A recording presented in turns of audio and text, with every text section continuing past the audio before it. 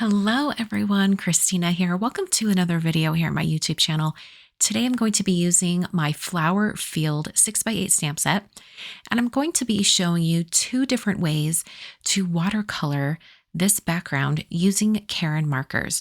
Now I'm going to be using the Karin Brush Marker Pro markers. However, you could do this with any type of marker that works well with water. You could use it with your Zig Clean Color Realbrush markers, your Tombow markers, anything that has a lot of ink flow.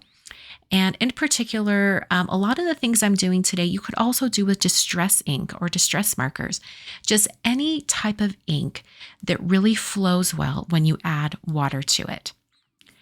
All right, so I'm first going to stamp this really large background stamp onto some 5x7 watercolor paper. For this first one, I'm going to be heat embossing in white. So I'm stamping in white pigment ink. It's very hard to see on camera because it's white on white, but believe me, it's there. So I first prepped the area with an anti-static powder tool, and then I stamped in that white pigment ink. And I actually stamped this a few times to make sure that I got the most solid line possible. My watercolor paper, which is Fabriano Artistico Extra White, it's my go-to white watercolor paper. It does have texture on it, so sometimes when you stamp on it, you don't get a full solid line. So by stamping multiple times, it just gives you a better chance of getting a full line. So you can see that there's a little bit of that white powder on there. It's a little bit easier to see at this point, but you can't really make out a ton of detail. But I used my heat tool just to melt that embossing powder. When you're doing embossing powder on watercolor paper, just watch the surface of the embossing powder. The minute it smooths out, you need to move on because it's very easy to overheat the embossing powder and have it soak into the watercolor paper, and then you lose all of your embossing. For this second card, it's going to be portrait. And because of that, I had to move to my stamp wheel. Now, of course, you could stamp this in a regular MISTI, just have that watercolor paper kind of hanging out one side of the MISTI. But I just find it so much easier to use my stamp wheel. And I do have it in my craft room, so I broke it out. I'm using the gold ink. I think it's solid gold. I think that's what it's called, from Lisa Horton. It's from that limited edition holiday seasonal 3-pack of inks. But this is a metallic pigment ink. And I've basically done the same thing that I did with the white, except this is with gold pigment ink. And this makes it a whole lot easier to see if it's stamped completely. And since I'm going to be putting gold embossing powder on top, I might as well use gold ink. So after I had that stamped, I then sprinkled on some gilded embossing powder from Brutus Monroe. It's my favorite gold embossing powder. And for this painting, I'm going to be, it's going to be a portrait card, obviously. So I'm going to be painting these in two different ways. After I have all of this watercolor prepped, I will need to tape each one of these down to a hardboard so that as I add lots of water and paint, it's going to prevent any of the warping of the paper. As far as the color palette goes, I'm using one from the Color Cubes. This is Color Cube number 3. This is color grouping or color combo number 555. Nice bright spring colors. I picked out similar markers in those colors with my Karin markers, just whatever looked closest. And then I'm going to go in and start painting. For this first one, I did wet the surface of my watercolor paper first, and then I'm using the marker directly onto the paper and giving a nice band of color, and then wetting a paintbrush and smoothing that out and drawing it down just a little bit. Then I'll take the next color and I'm going to catch the bottom end of that yellow shade, bring down this green a little bit, and then start to spread that color with my wet paintbrush. And I'm going to use this method to get a nice gradation of color going all the way down this piece of watercolor paper. I'll just move on to a new color, add that on, and then spread that out with a wet paintbrush for a nice smooth effect.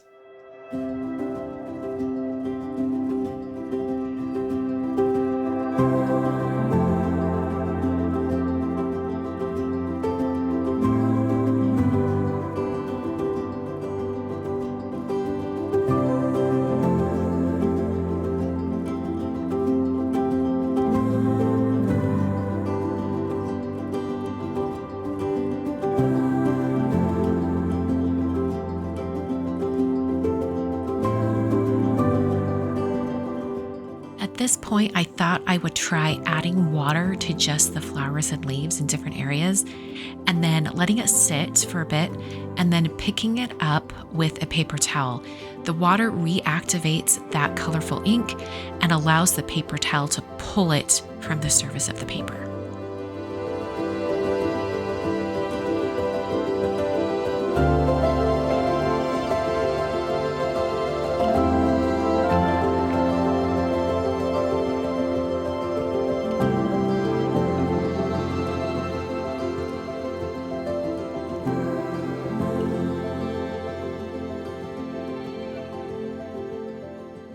So this is the finished background for that first watercolor painting.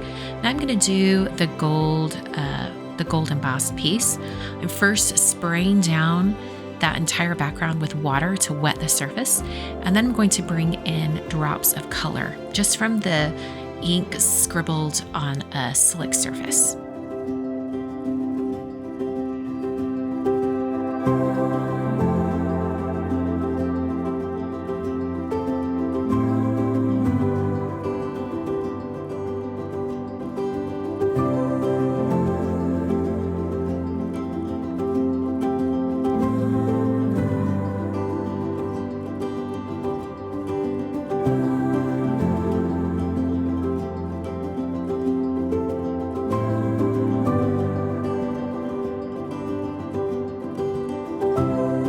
I started painting all of the leaves and flowers with the markers themselves.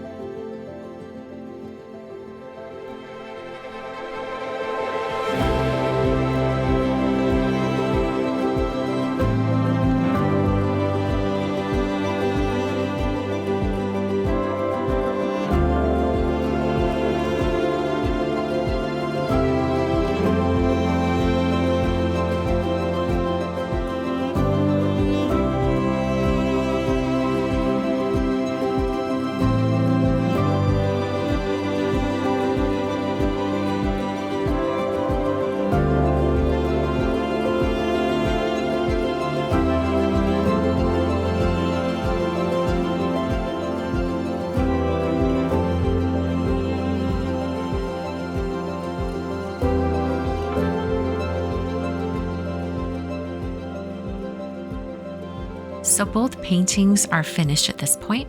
So I'll just remove that first one from the hardboard by peeling up that tape.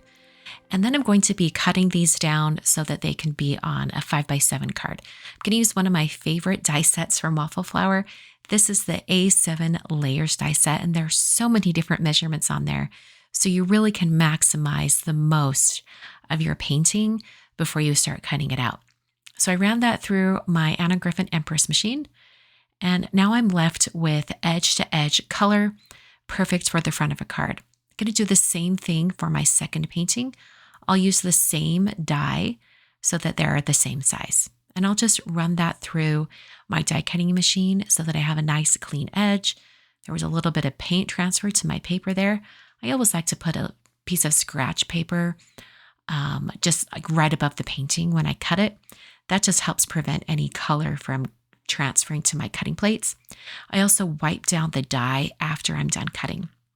So then I decided to use my one-word greetings die set. And I'm going to pick out one word for each one of these paintings. I've got hello, and then I've also got hugs. And I'll just cut those out of different colors of paper. For the landscape card, I believe I used a white. And for the portrait card, I used matte gold. And then I'm going to mount these on foam tape onto a 5x7 folded note card.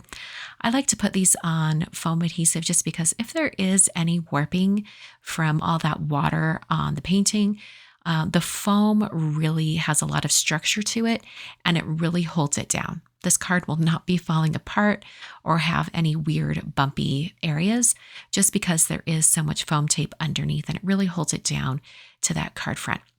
I'm then taking the two little delicate greetings, the one that says hello and the other that says hugs, and I'm going to be gluing them down right into those empty spaces above the flowers. For this first one, I have a nice big open sky that I can put that in. So I'll put the hello kind of right there in the center, filling up that sky space. I thought it looked really pretty. I thought about stacking this greeting up, but in the end, I decided to just put it just directly down onto the watercolor painting, mostly because that watercolor painting was already on some foam adhesive and the card was already pretty thick. For the other one, I just adhered that white die cut directly down onto the super colorful rainbow background as well. So here are my two cards for today, showing you two different ways to color with your Karin markers and watercolor. Hope you all enjoyed. I will see you on Monday for mail call. I'm going to be opening the mail for the month of March 2026. So I hope you'll come back for my usual weekly live time at 6 p.m. Mountain Time on Monday night to open the mail with me and see what you all have created. Thanks so much for watching today, and I'll catch you guys next time.